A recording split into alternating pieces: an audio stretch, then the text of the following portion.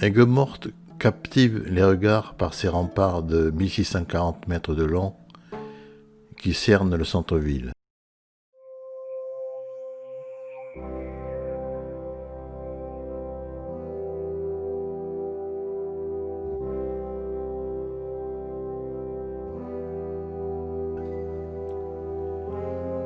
Le système défensif se double d'un souci de confort et de décor.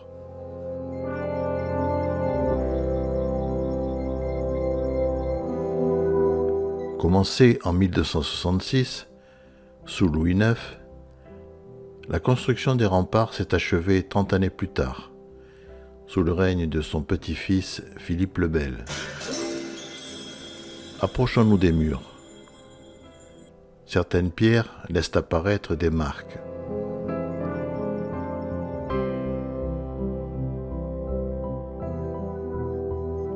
Quelle peut être leur signification ? Au Moyen Âge, les métiers étaient organisés de manière très stricte. Chaque atelier était dirigé par un maître qui avait dû faire un apprentissage de plusieurs années. Pour devenir maître, il fallait présenter un chef-d'œuvre aux membres les plus anciens de la profession. Des ouvriers et des apprentis aidaient le maître dans son travail. Un tâcheron était un ouvrier travaillant à la tâche. Plus il produisait, plus on le payait. Sur chaque pierre taillée, le tâcheron gravait un signe géométrique qui nous paraît aujourd'hui naïf ou mystérieux. Chaque tailleur de pierre possédait sa marque qui lui servait de signature. Elle lui permettait de comptabiliser les pierres réalisées et de se faire payer.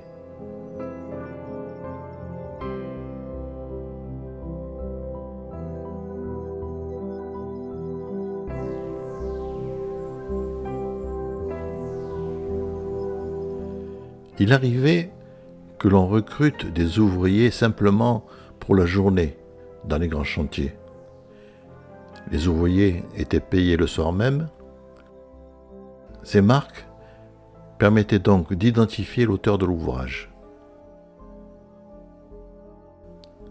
Elles permettaient également de vérifier la qualité du travail et par conséquent de sélectionner les bons tailleurs de pierre.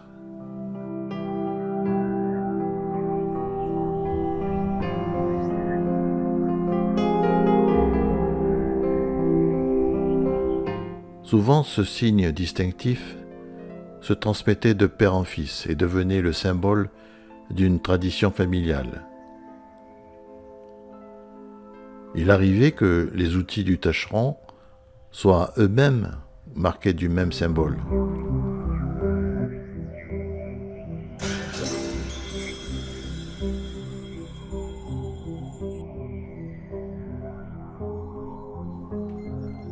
Certains signes, gravés sur les blocs, identifiaient la carrière qui les fournissait. Pour la solidité de l'édifice, il était important que toutes les pierres proviennent de la même carrière.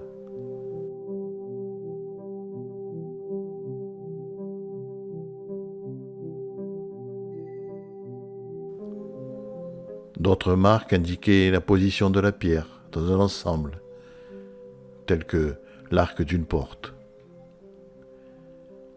Les tailleurs de pierre n'étaient pas tous de simples ouvriers. En fonction de leur talent, certains se voyaient confier des tâches plus délicates, telles que les chapiteaux, ou les pierres d'ornement, ou les clés de voûte.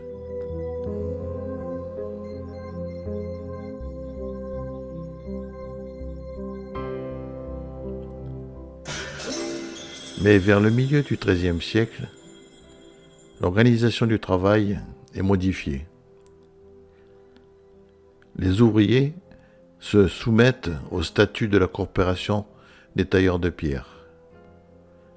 Dès lors, le salaire se règle par journée de compagnon ou d'aide. Chaque compagnon touche un salaire convenu. Les marques de tâcherons ne se verront plus sur les monuments des provinces du domaine royal à dater du milieu du XIIIe siècle.